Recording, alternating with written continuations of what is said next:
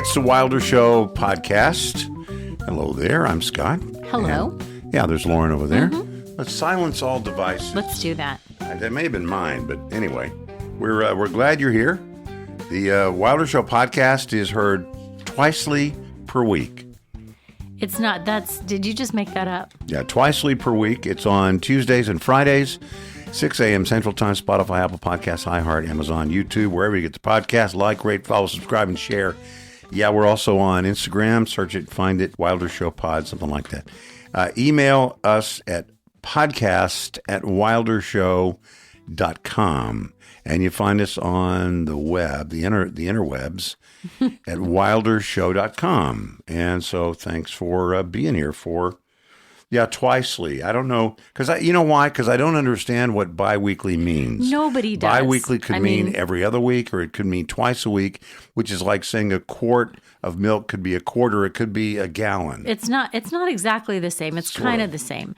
So biweekly does mean, it means every 2 weeks, but it can also mean twice a week. But more commonly, it means every other week. So we looked. So what is bi-monthly? What is bi-monthly?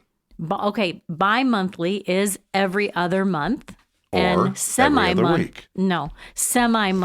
is every other week, like twice a month. So why don't they say semi-weekly?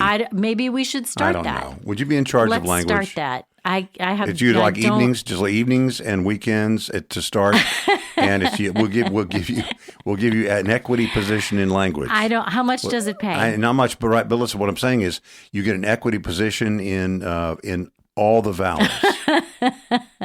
I'm sorry, I don't have time for that. And come on, I think you do. You're not thinking big enough. All right, listen. Okay. Let's move right into this. We have things to talk about, and by the way, Scattershoot today is going to include a little reflection, Lauren, to something we had done before. Oh, it is? In Ago Times, I have a little animal good news, bad news. Oh, wow. To share in Scattershoot. Okay. So it'll be here in a few minutes. Mm-hmm. And I'm going to say stick around for the very end. That's all I'm saying. If you know, you know, right? Mm-hmm. I started doing that thing. Made this up. It's IYKYK. And I put that on a hashtag, and what it means is, if you know, you know. Do you ever? And I've started doing that, and I notice a lot of people are putting that on their things now. Do you ever? I've seen T-shirts with it. Do you ever Google those things? Like if you see something on Instagram, or like if it's a hashtag or something, or like, and you have no idea what it means, but you know everybody else does. I've done Google that. Yeah, me too. Like the other day when I found out, it means laugh out loud. Is L. Well, that's not the one I was talking about. There are a lot of them. I know a lot of them. But anyway, so that's the one that I came up with. Is my name on that one? The IYK. If you know, you know. So I've seen a lot of people using that now. I think that might. I just started like a couple weeks ago, and I've seen it everywhere. That might be one that I actually had to Google to figure like out what it was. You know, if you buy a Bronco, everybody has all of a sudden bought a Bronco. Uh-huh. Between the time you went onto the car lot and the time you left the car lot. Everybody has them. Yep. All of a sudden. They didn't have them before, but they got them now. Mm-hmm. That's how it is with my If You Know, You Know. Yeah. With my hashtag. Nobody did it before, and then I did it. Now everybody's doing it. I've seen it everywhere. You are a trendsetter, my friend. Only IRL. Okay, we start with sort of where we left off, or we mentioned this on the last podcast. It was a whole Russia-Ukraine thing, right? Mm-hmm. Well, they now have agreed in principle to a limited ceasefire. This is after President Trump spoke with the leaders this week, but it remains to be seen, of course, when it might take effect and what possible targets would be off limits to attacks. I mean, the trick and the devil's in the details, obviously, always, but the deal is to partially rein in the war, and it comes after, I got to be careful, Vladimir Putin rebuffed Trump's push for a 30-day ceasefire. And the other one involved, of course, is Volodymyr Zelensky. He told reporters that technical talks in Saudi Arabia this weekend would seek to resolve what types of infrastructure would be protected under the agreement. If I can fast forward, what's going to happen is they're going to agree to something. And it seems to me that probably Ukraine is going to give up something, but with some promise of security, and then Vladimir Putin is going to break it, and so they'll get to keep what they got. I mean, what I mean to say, it's going to be a bad deal, I think, for Ukraine. But again, this is sort of, I think, part of the Trump idea to get the Nobel Peace Prize. I know I've said that before, but I mean, I really think that's on his mind, and he's looking at it. So anyway, it's one of the things in this. It was immediately clear that all three parties had different ideas about what the pact entails. Right. White House said energy and infrastructure would be covered. Kremlin said it referred more narrowly to energy infrastructure. Zelensky said he'd also like railways and ports to be protected. So I don't know, man. I mean, I don't think this is going to do a thing to the desire on Putin's part to continue to march toward the West. I mean, Putin, you got to remember, he's an old school guy. He's an old school KGB guy. He really views in Russia. We've talked about this before. Remember when Russia, I think it was in Moscow, they had the most recent Moscow Olympics. Not the most recent Olympics was in Moscow, but the last time they had the Olympics in Moscow. Mm-hmm. And it happened to be, I think, in Moscow, like right before, like a year before. They were training a bunch of people in Moscow. I remember that. And they were training people to get them ready for the Olympics. And one of the things, this is so weird to talk about the difference in culture. One of the things they had to train, the thousands of people who were going to work as greeters and different people. Mm-hmm. When you have the Olympics in your country, you have a whole bunch of people that are greeting and doing whatever you do. Greeting people and passing out programs or whatever. I've never been to the Olympics, whatever you do at the Olympics. But the host country has a lot of people from that country that do those things. So Russia, at that time, they're training all their people. And this will sound crazy, but one of the things they had to train the Russian people to do you remember I've told you before? Tell me. Is smile. Oh, my goodness. Now, I'd forgotten Yeah, that. and let me tell you why. In Russia, if you've ever noticed, you watch people of Russia, you rarely see them smiling. It means something different socially, doesn't it? It does. It does not mean they're not happy, okay? That's what we think. Oh, look at them. Look at that babushka. You can tell she's cold and miserable. It's like, no, she may be cold, but she may not be miserable. In that society, smiling, you have to have a reason to smile. Right. If you walk around smiling for no reason, they see that as evidence of one of two things. You are either up to something, trying to con someone, or you have, I don't know how to say this better, you are mentally deficient. Yeah. You don't have it all. Now. All your marbles are not there. So that they had to train their whole society that you have to smile. Oh, smile? Why would I do that? They're going to think I'm crazy, or they're going to think I'm going to steal something from them. No. People in other parts of the world, they smile all the time, and so that's sort of a cultural thing about Russia. In the same way, the leaders of Russia, the czars and whatnot, going way back, their success is always measured on taking land. And here we are with Vladimir Putin, right? And he has not done very much of that. And so that is also part of their Russian DNA, just like the smile thing. This is also true, that they measure the success of their leaders by the land that the leaders take. And so that makes sense when you go back to Crimea, right? Right. Taking away part of Ukraine and what they're doing now. And of course, if they're successful, if he were to be successful in Ukraine, they would absolutely, I have no doubt. I don't care what the president says, what kind of deal gets cut. I don't have any doubt. Vladimir Putin is going to keep marching, and it will at some point impact a NATO country. And when it impacts a NATO country, then you really do have the chance to have a World War III. And that's also the reason why I think a lot of people think that President Trump is kind of soft on staying part of or being a part of NATO. Because once Russia attacks any one of those NATO countries, all the NATO countries are obligated to defend that one country. And of course, there's only one country in NATO that pays most of the bills. That's this country. And so we have the most treasure and the most talent and the most time that we would give to that. So that's just a little update on what's happening there. There is a ceasefire, more talks this weekend. It does appear there's progress, and that's a good thing because, as I said before, I mean, obviously we all prefer peace to war. But there is a little update from the front lines on peace in Ukraine and Russia. All right, let's talk about some of the things going on in the world. Mm-hmm.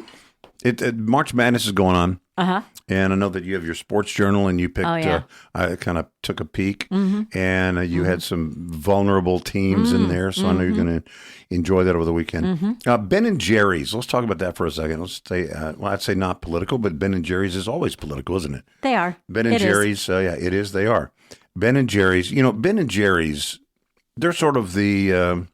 It's just hippie ice cream guys, right? Mm-hmm. That's what you think of. I think that's Vermont. how it started, at least, right? Just a bunch of guys that listen to they're Deadheads, Grateful right? Dead. Yeah, Grateful Dead. Cherry Garcia and all that. Yeah. Well, they sold that company, several years ago, and they sold it to a company that I think it's called Unilever. They did, and Unilever has a U.S. affiliate, and so the thing is, Ben and Jerry and the people of Ben and Jerry's. The other minion hippies, they're not in charge of that anymore. It's not their company. They sold the company. You get $1 billion or whatever it is, and we get to tell you what to do. That's kind of the way it works, right? And as it should be, But they still want to do what they want to do. So they want the $1 billion plus. They want the freedom to do things that they, frankly, is sort of their brand, so to speak. And they got in trouble. The CEO, David Stever, I think is his name, was fired on March the 3rd.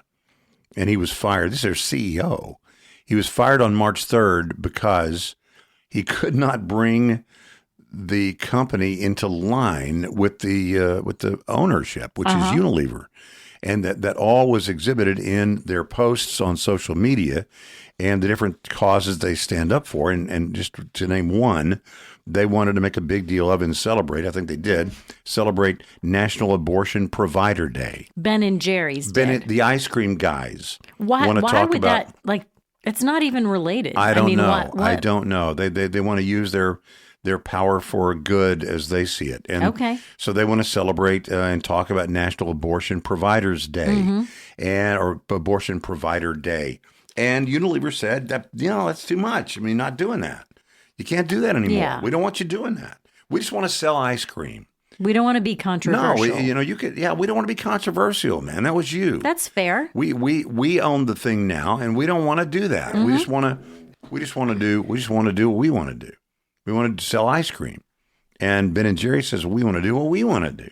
We want to talk about all the things, all the rights and different things. Stand up for the Human Rights Campaign. Stand up for the alphabet. What does it even mean? Does it just mean participating in, or I guess you said posting on social media and just sort of aligning themselves with causes that the parent company is now not all that into. Well, and maybe they might be into it. They just don't want to be drawn into controversy. And the thing is, one could argue, look, Ben and Jerry's built their brand. They became so popular because of some of those things like that. And that's what made them so good that you wanted to buy them. And now you want to change it. You don't want them to do that anymore. It's like, you know what, though? You don't own it. This is not yours. It's ours. Maybe I'm crazy. Honestly, I love ice cream. I eat ice cream. I don't know that I've ever bought Ben and Jerry's ice cream. Not because I have any problem with it at all. It's just that there's. We did? Yeah, but remember we were in another city, and we went there to the actual outlet. There was a Ben and Jerry's. I don't think that was me. Mm-hmm. It was. I think it was. It looked like you. It was at. It was. I think I was there because I think I was there with your sister. It was a Ben and Jerry's outlet. Yeah. Mm-hmm. Okay. Yep. It was a Ben and Jerry's for sure. Well, I don't gravitate toward it in the grocery store, because we have a lot of others.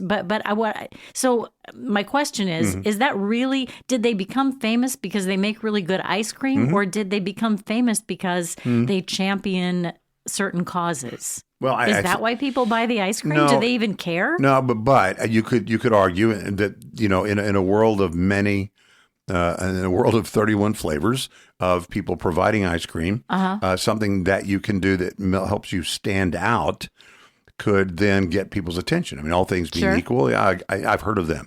And name recognition and all that. So no, but it's the ice cream, and I don't know whether you've noticed, but there are lots of different places to buy ice cream. You don't have to. And the place I was talking about was actually a stand-up building, as I recall. And again, maybe I'm misremembering it. But at the grocery store, there's so many different ways. And of course, in Texas, we love our Bluebell. We do. Love our Bluebell ice cream. But can you imagine if Bluebell started, doing something either way? I just don't. I want everybody just to stay in their lane. Yeah. Just do what you do, man. If you make great pizza, make great pizza. If you make great ice cream, make great ice cream, and just let the other people fight about the other stuff. I don't really care about just that. know that if you want to do something else, it might have consequences. I mean, you might. Yeah. There might be a price to pay. I mean, if you're drawing some people in because you do that kind of stuff. Yeah. We've said this a long time. One of our little sayings is what defines divides. What defines divides. If you are one thing, it means necessarily you are not all those other things. Right. And, once you go down that road, it's like how many times you want to go down to being more specific and more niche. At some point, it's not worth it. You're not able to sustain yourself as a business, you were going to say. No, I think that was it, really. Being arrested for a felony. I have never been. Yeah, I wasn't going to. Thanks. Now I have to say I haven't either, Lauren, since those records are sealed. I don't. This has to. It's kind of a weird thing, and actually, our great state is on one side of it, and I'm not getting a huge deal out of it, but I know there's some movement afoot about this, and I think a long time ago we talked about this kind of thing on the radio. I think it was when there was. It was some town where somebody had done something and they couldn't find the person, get the DNA, but it wasn't in the big national database. And so they're trying to figure out who it could be. And so they went around to like all, 352 men in the town and said, would you let us stick a Q-tip in your mouth and take your DNA? And they're like, yeah, sure. And I thought that's a bad idea. Yeah. You don't know where your DNA, of course, these days, and I'm sure you've seen this in crime shows, even if you didn't do the DNA thing where, everybody finds out that they're related to royalty and nobody's ever related to a mass murderer from another country. Yeah. Which is amazing. I guess those mass murderers and the ne'er-do-wells just don't have ancestors. I think you're not watching the right shows because I think sometimes they do find out that they're related to some, maybe it was the reveal was unexpected. See, I like that. I like reveals that are unexpected. But anyway, now they can actually do like your family tree, even if you never did it. Because they have your they just have your DNA. Yeah, well somebody in your family did, and if you do this, you share many of this with this, and all we know is it was exactly there's one cousin of this person that went to the 321 Go or whatever it's called, where you give your spit. Ancestry.com one of or those. something like that. Yeah. 32. What's it? 32 and me or something like that. 33 and me. 33 and me. Whatever. 31. Is it 33? Whatever it takes. Whatever it takes. And so they can now figure out it's you, even though you didn't do anything. I mean, what I mean to say is, even if you didn't turn your DNA into somebody to find out, what percentage Irish you are. So you don't even have to accidentally touch, leave your Diet Coke can in the questioning room. No, exactly. And have somebody pick it up, with a tissue and carry it away to get your fingerprints or Let me say this: I've never done that. I've never picked up a glossy photo with my fingers. In the interrogation room, you scoot it across the table with your fingernails. No, but the story is those who are arrested for a felony. Yeah. Okay, arrested for a felony. Now, so that's not tried. Not not even found guilty. Well, not even charged. Not right. Right. Not convicted. Just arrested. Not tried. Just arrested. And so at that moment, should you take the DNA and then you dump it into the national DNA data? Look, I think 30 states, including Texas, have some form of this.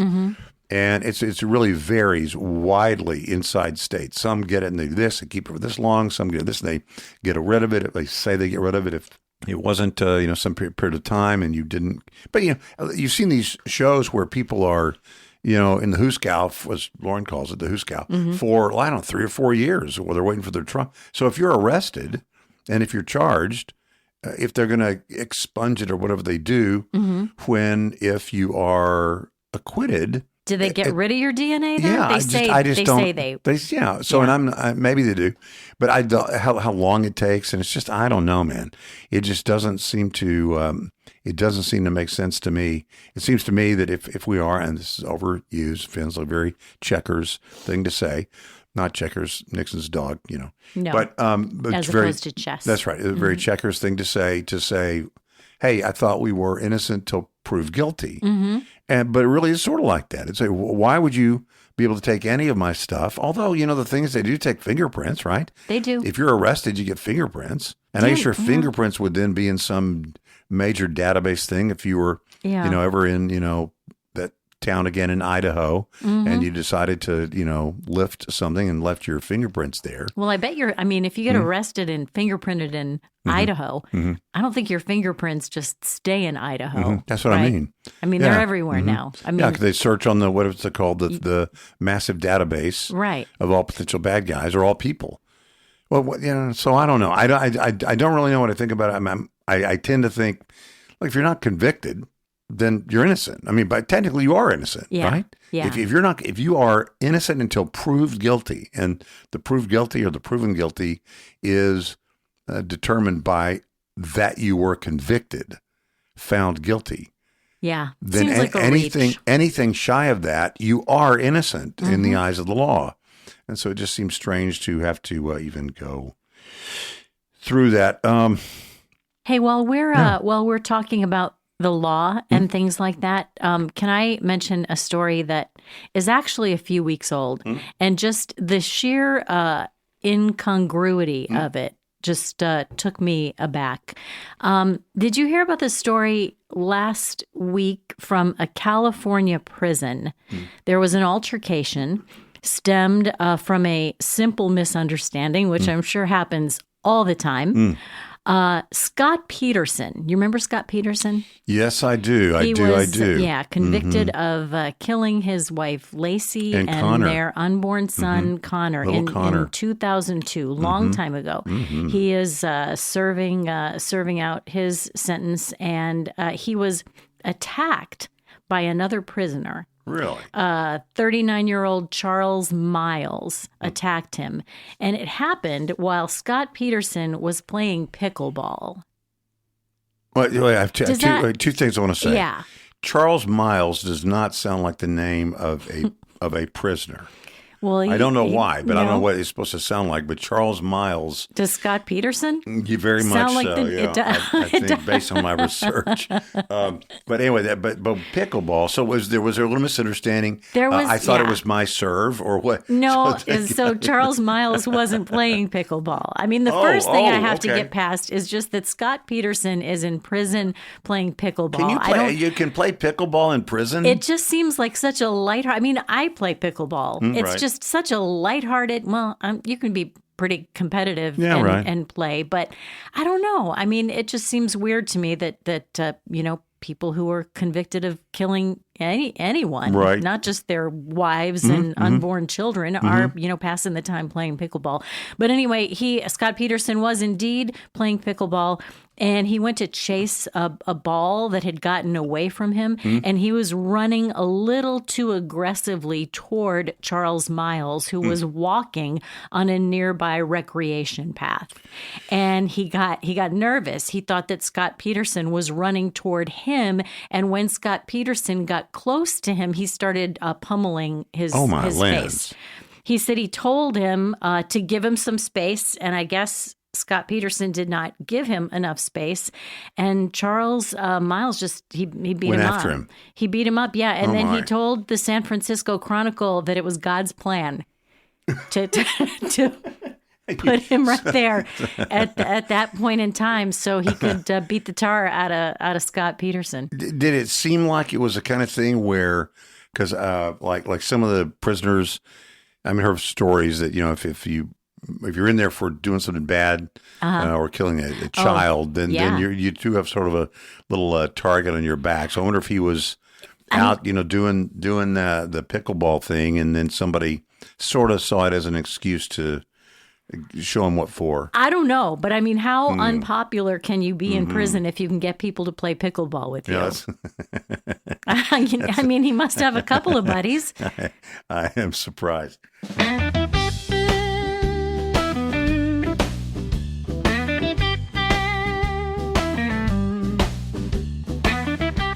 Scattershoot, Wilder Show, Scattershoot, and this is, it's sort of it's a repository for some things that didn't fit here, didn't fit there, and weren't really in that category, and but are still ever so important. Yeah, I think so. We're going to do an animal good news, bad news. I can't wait. How long has that been? I don't have the the rights to that music. But a decade yeah, plus? at least, right? Decade and a half. Yeah, something like that. 15 years, something like that. So animal. I mean, I run around telling people at the checkout stand about it, but they don't care. It turns out. Imagine that. How weird is that? They're like, what? So we'll do animal good news, bad news in a couple of minutes, and a little more. I had some good things to say about Rosie O'Donnell. Oh, more good things? No, okay. No, nothing more. Nothing bad, but nothing good more for her. But I have other news. In that same. The same news holder. The news vat. Okay. What would you say? I'm in the same vein. Oh, there you go. There you go. Hold on. The same thread. No, the same vein. Hold on. And the same vein. Okay. As Rosie. Maybe I can be in charge of the English language. See, told you. Tons. Great side gigs, evenings, just a couple hours a week, and half a day on the weekend. You do a Saturday or a Sunday. That's okay. Go right ahead. We pay per sale of I'll consider vowels. It. Right. I know you're a big sports person, Lauren. We're in the middle of March Madness, or not the middle, but the beginning of March Madness. I'm all over it. And you have your sports journal, which is well documented in a very long history of presenting your thoughts on sport and sports. And Daytona 500, I love. It's sort of it's the Super Bowl of NASCAR, right? And it happens to take place early on. In fact, the very first race of the season for NASCAR, the Cup Series, is the Daytona 500. And likewise, there are four majors. I call them majors. I know you know this, Lauren, but I'm going to act like you don't. So you act like you don't. Okay. They have four majors in golf, the golf tournaments, four majors. And those are the big ones, as you might imagine. Yeah. They're the big ones. And one of those is the Masters. And I've heard of it. That's probably the biggest one, is the Masters. And it's played, unlike I think all the others, it is played at the very same course every year. So the other ones rotate around. The British Open, or they call it the Open, it goes to different courses. The U.S. Open is at different courses, and the PGA Championship is at different courses. So those are all the majors, the ones I just named. But one of the beautiful things about the Masters is it takes place in Augusta, and it is the same place every year. And one of the great traditions there is they have a thing called the Champion Dinner. Okay. And the Champion Dinner, I believe, is on Tuesday night. Let me look. I was just looking at the invitation. The Champion Dinner is what they do every year at the Masters. And it's usually the Tuesday night before the tournament begins. Tournament begins really on Thursday. So it's Thursday, Friday, Saturday, Sunday. It's 72 holes. It's 18 holes per day for those 4 days. That's always how the tournaments are, of course, as Lauren, you know. I do. But whoever won the tournament last year decides the menu for the Champion Dinner this year. It's a fun perk. Is that kind of cool? So and all the past champions come to the dinner. So even if they're not playing lots of guys, and they are all guys, but lots of guys that have won in the past, they will come for the dinner and come for the week. And maybe if there's a pro-am or something else, or maybe the celebrity stuff on Wednesday, or the par 3 tournament, or they have lots of different things that go on before that Thursday beginning of the tournament. And They might come anyway, and then they'll go to the dinner. Okay. There will be people at the champion dinner that will not be playing, and so every year it's a little different. So last year, John Rahm, who had won the previous year, John Rahm is from Spain. Mm-hmm. So it was a Spanish menu. That's and cool. so I'm looking at the menu.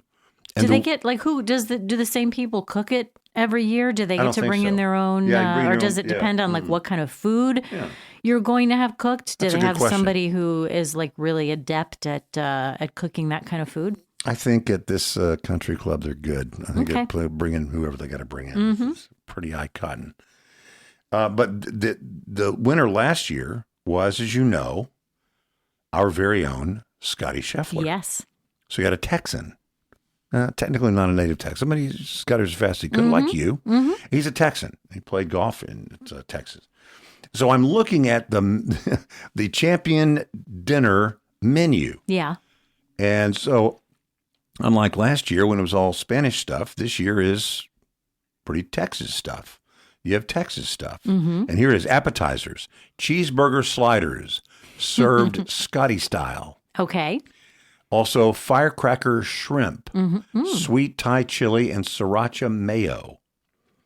Also, under the appetizers, Papa Chef's meatball and ravioli bites. This is so different than I would have guessed. When you told me he was, I was going to guess. That's just appetizers. Okay, go ahead. Maybe I'll still, maybe my internal predictions will still come true. Well, by the way, the whole Papa Chef is because his dad is Scheffler. His dad goes by Papa Chef, and the grandkids. So it's not Chef Chef. It's like Scheffler. It's his dad's recipe. It's his dad. So it's his dad. His dad has the best meatballs and ravioli bites. So Papa Chef's meatball and ravioli bites. Now the first course is Texas style chili. Okay. Cheddar cheese, jalapenos, corn chips. Mm-hmm. There you go. Mm-hmm. And then the main course is your choice of wood-fired cowboy ribeye. Okay. Or black-eyed redfish. Nice. Now here, family-style mac and cheese, jalapeno creamed corn, soy glazed Brussels sprouts. I'm liking this very much. Chipotle lime roasted sweet potatoes. There you go. That's your main course. And your dessert is warm chocolate chip skillet cookie with vanilla bean ice cream. Perfect. And here at the bottom of the invitation that I'm looking at says, served in honor of Mr. Scotty Scheffler. I love it. Isn't that fun? So every year, whoever wins gets to do it for the next year. So Scotty Scheffler, it's actually his second time. First time he did it also in a Texas style was what he brought. So there you go. So congratulations, and we'll be pulling for you always Scotty Scheffler in my favorite 4 days in golf, and that's coming up early April for the Masters. Did you read the news about Harvard University? I saw something. I don't remember what it was, though. It's some changes in its financial aid program. Oh, I do know, and it's it happens in the wake of last year's Supreme Court ruling that banned race from being a consideration in the admissions process. So beginning with the next school year, families who earn less than $100,000, the cost of everything. So tuition, room, board, everything that goes into being a student at Harvard will be free.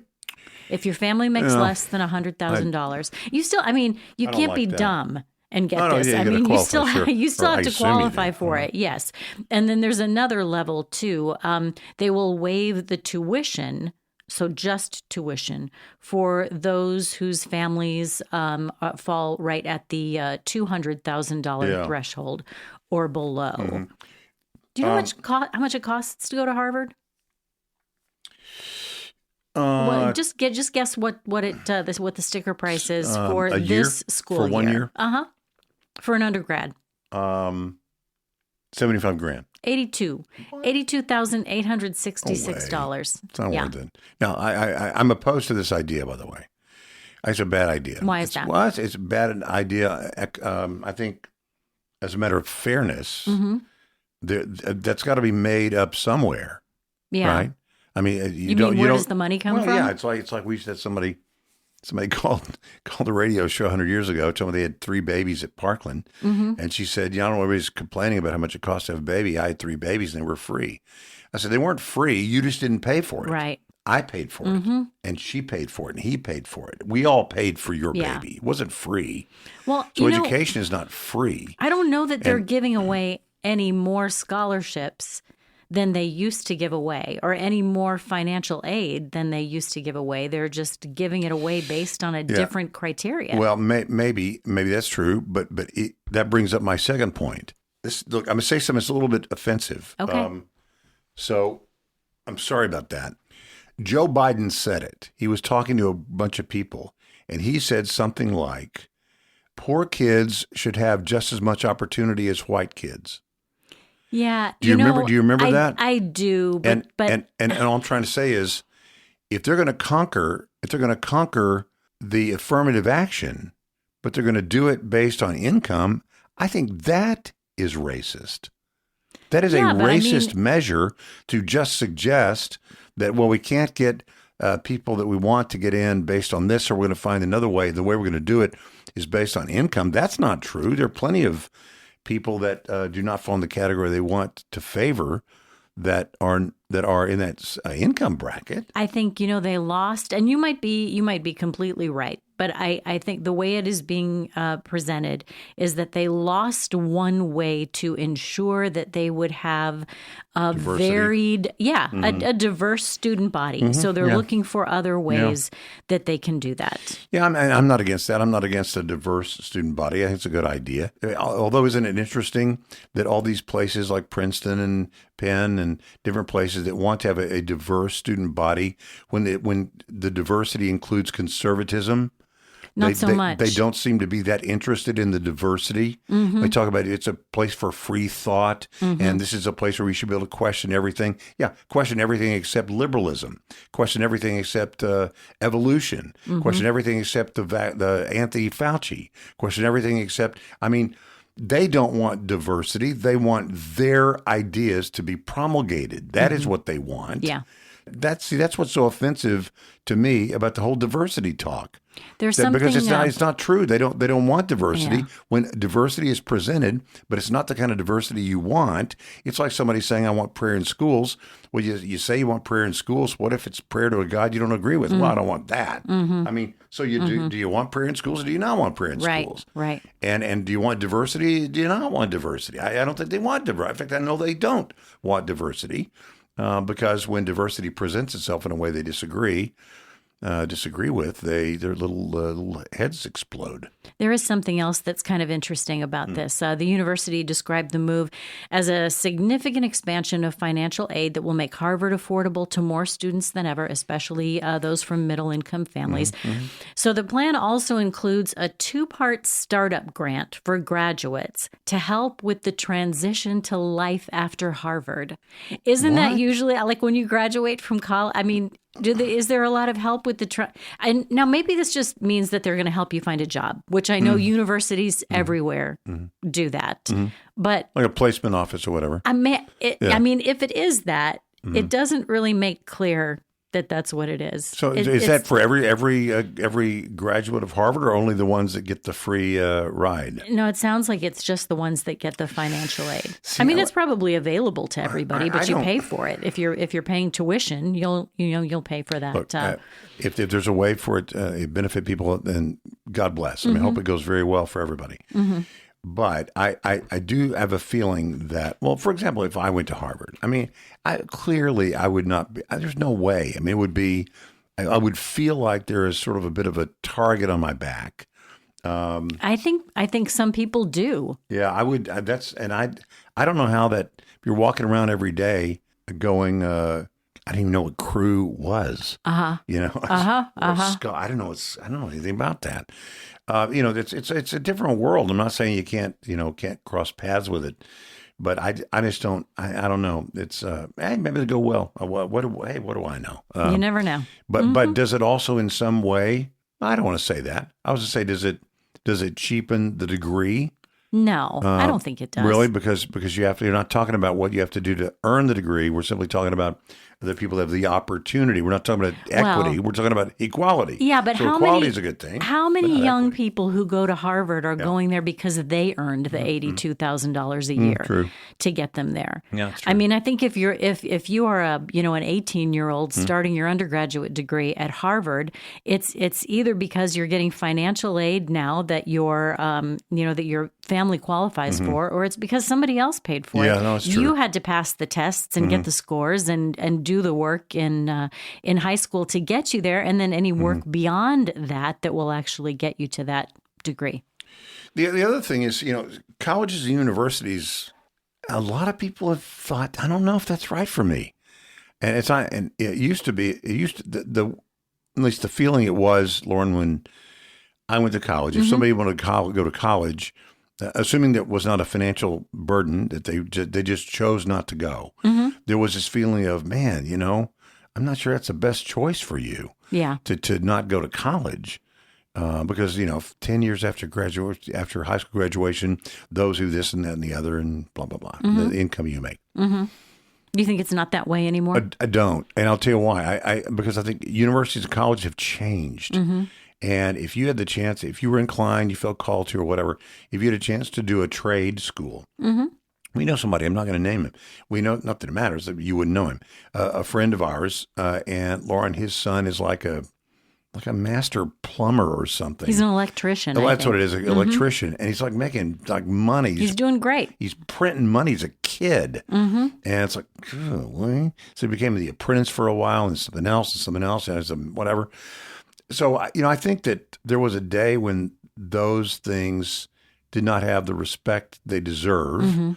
And I think we're past those days. I think there's a great respect now for all manner of things. If that's your call to do, I have a cousin that's a farmer. That's what he does. He built his their house by hand and out on the prairie. They're in Kansas, and they are, it's just a different life.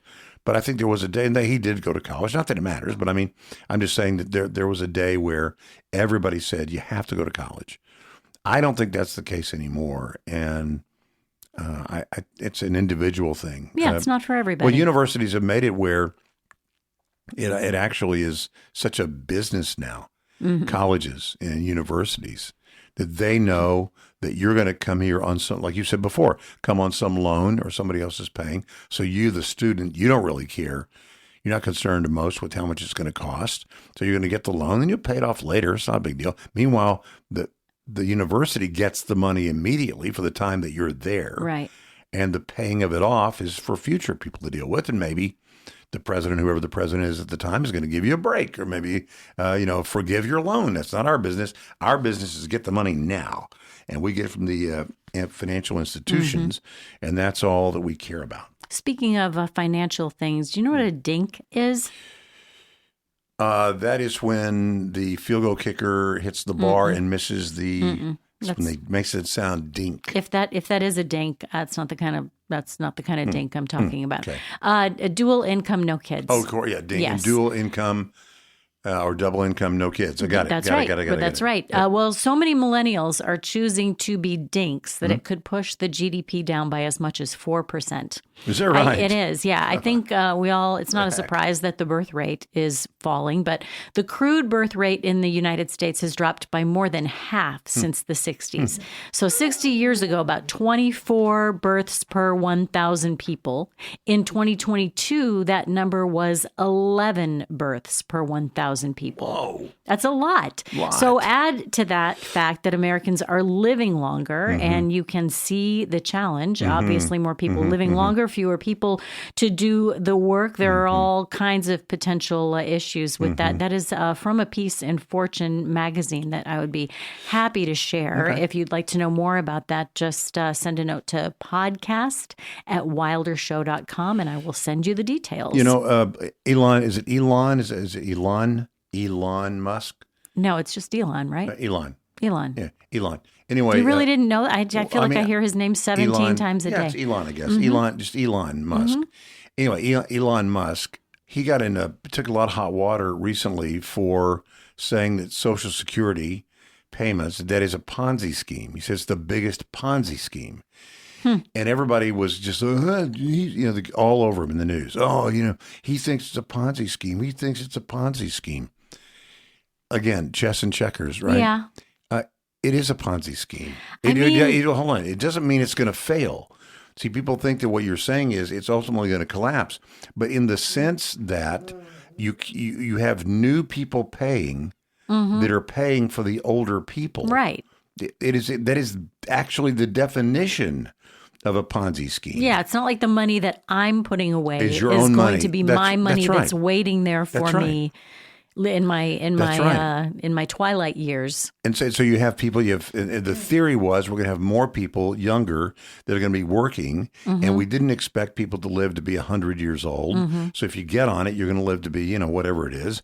So just a few years. So hopefully, in the theory goes, by an average, or when you average it out, you would have more money that would be left in the system than would be paid out to the people who are retiring or who are of Social Security age. Right. But I just, that's sort of a good example, I think, of the nitpicky stuff that goes on. That if I hate Elon, and Elon says something, then I'm going to make fun of it.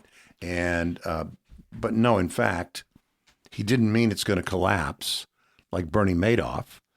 He just said that is what it is. And it is what it is, but it doesn't mean it's going to collapse. So, but does it need attention? Yeah, sure. It has needed attention for a really, really long time. Let me say something about, I have animal good news, bad news coming up just briefly, but Rosie O'Donnell, she left the country. She went to Ireland. And I don't say fled the country. Maybe she did. But she left the country. She didn't want to live here anymore. Yeah. Because she said she didn't believe that, whatever, the rights or whatever. She's not comfortable. Doesn't feel safe here anymore. And so that's fine. So she went to Ireland. Did you see that? Of course, about Ellen DeGeneres. She left. I think she's been gone a little while, hasn't she? Been. Yeah, she has been. But Courtney Love has also left. Didn't know that. And America Ferrera has left. Didn't know that. Yeah, so I think she went, America Ferrera went to England, I think. Oh, maybe so. Maybe I did hear about that. She's walking around with our name, though, right? She's going to change her name to Uck. Probably not. UK Ferrera. Anyway, so celebrities are... That's not a mass exodus, but it's not. And who cares? I will be shocked if they don't come back here to make movies. Yeah, of course they'll come back. Everybody gets to live. It doesn't matter where you live. It doesn't matter where you live. It doesn't matter anymore where you live. You're making movies, the movies wherever the people that are watching it are. Okay, animal good news, bad news. Just briefly, animal good news, bad news. For those who don't know, on our little radio thing, those many years, we did a thing on. Was it every now and then again? It was every now and again. We didn't. It wasn't scheduled. Wasn't it once a week? I don't know. I thought it was once a week. I have the music playing in my mind right now. Yeah, it was Henry Mancini's Elephant Walk. Baby Elephant Walk. I mean, right? That's right. Henry Mancini's Baby Elephant Walk. And we don't have the rights to that. We can't do that. So just have to. You could, if you're listening though, you could hum it while we do this. And by the way, keep listening to the very end of our time. You'll see why. But I have some Mexico animal good news, bad news. Okay. Mexico has banned swords from bullfights. I didn't even know you could take a sword to a bullfight. No, that's all. That's how they kill the bull. You knew that. That's how you cut his ear off. You cut his ear off after you kill him. I don't know anything about bullfights. Oh, come on. I just see people running away. I know you watch them in tape. I know. No. I just see people running away from bulls. No, that's what's called that's the running of the bulls. I was thinking of the wrong thing. No, I was thinking fighting. of yes. Okay, so you get your cape on and the bull gets let into these sort of like a rodeo, but the guy is just not on a horse and he's just standing in the middle and he's how do you conquer the bull if you don't have a sword? I don't know the answer to that, but I would just say, it seems to me that if you're taking away the swords, shouldn't you take away the horns? Well, I mean, to make it a fair fight.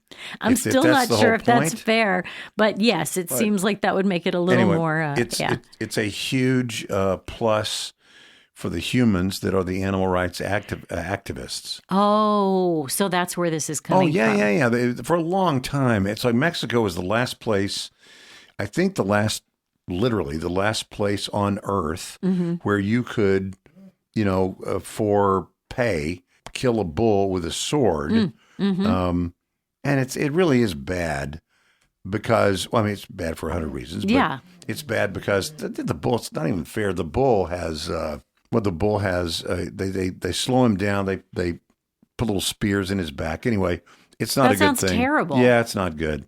And, but there you go. Activists are hailing this as a great thing and a success for animal rights. But the bullfighting crowd is unhappy. They don't think it's a good idea. It's lawmakers in Mexico City. They have voted to ban violent bullfighting.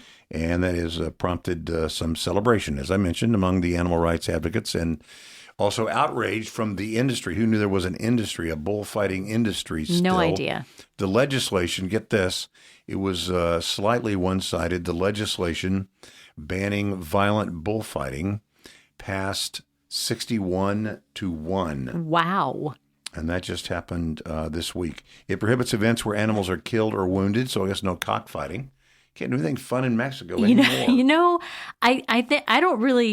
I think I'd kind of, if I ever knew, I'd sort of lost track of what bullfighting really was. That's not good. If you'd asked me, I would have thought the matador is just out there and he just tries not to get killed by the bull. No, but I'd sort of blocked out the Yeah. fact that he was trying to kill the bull. First you tire him out. That's what you do. Waving your red, your cape and all that. Yeah. Trying to tire him out. Anyway, it bans matadors from using swords. It also sets I guess they're unionized. It sets a 50-minute limit on how long bulls can be in the ring. So bulls may have formed a union. And they said, hey, man, it's time for my smoke break. Mexico's mayor, Clara Brugada, said the initiative was an attempt to move toward violence-free bullfighting. Okay. Sadly, though, Mexico has taken all the violence and put it right out into the streets. So it's the way it goes there. Lawmaker Victor Hugo Romo de Vivar said the aim was, quote, not to make bullfighting disappear, but for it to evolve. Okay. So we'll see. I don't know if it can evolve. It's a pretty brutal thing. Bullfighting is banned. I mean, just last year, Colombia banned bullfighting. But guess what? Banned bullfighting starting in 2027. So we still have 2 years to. So get your fill now. Yep.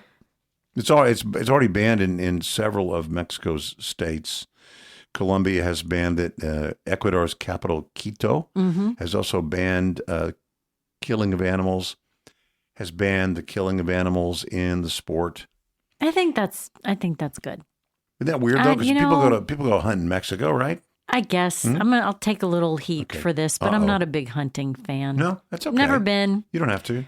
It's not. I remember your sports journal on hunting, though. Well, that may have been it because you grew up with all that. And yeah, maybe so. That is Scattershoot, and that is a Wilder Show podcast. We're on Instagram. Find us there. Just search it, and you'll find it. Email podcast@wildershow.com. And the Wilder Show podcast drops on Tuesdays and Fridays, 6 a.m. Central Time, Spotify, Apple Podcast, iHeart, Amazon, YouTube, or wherever you get your podcasts. We are on the web at wildershow.com. So like, rate, follow, subscribe, and share. And we'll see you soon. Da da da da da da da da da da da da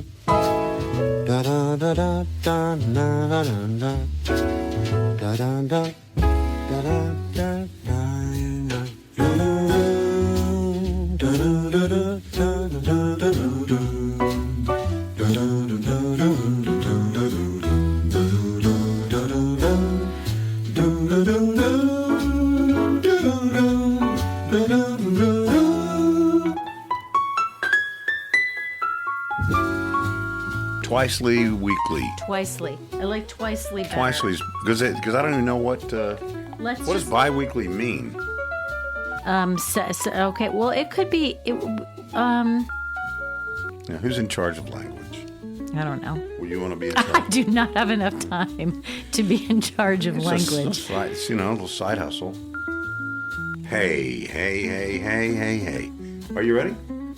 Are you really ready? I'm ready. I think I'm ready. Here we go. Let me see if I can make this happen. Is April 8th? What day of the week is that? April 8th. April. Sounds like a Tuesday. It does. It sounds like a Tuesday. It is a Tuesday.